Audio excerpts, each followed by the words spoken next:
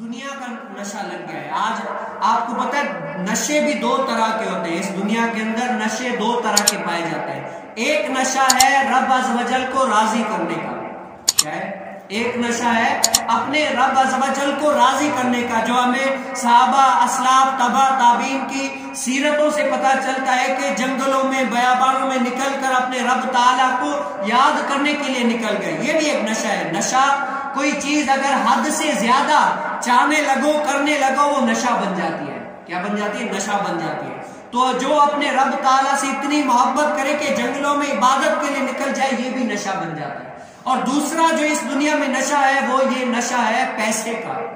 کیا ہے؟ پیسے کا نشہ ہے کہ میرے پاس دولت آئے، مال آئے، زیادہ تر میرے پاس پیسہ آئے کہ میں بڑا آدمی لگوں، ایک گھر ہے تو دوسرا گھر، یعنی یہ بھی حد سے زیادہ خواہشات ہونا، حد سے زیادہ کسی چیز کی طلب کرنا، یہ بھی ایک نشہ بن جاتا ہے۔ اور ہمارے عوام میں جو زیادہ تر طلب ہے نا، وہ یہ ہے کہ اللہ عز و جل کو راضی کرنے والا نشہ کم، اور مال و دولت کو زیادہ کرنے والا نشہ یہ ہے۔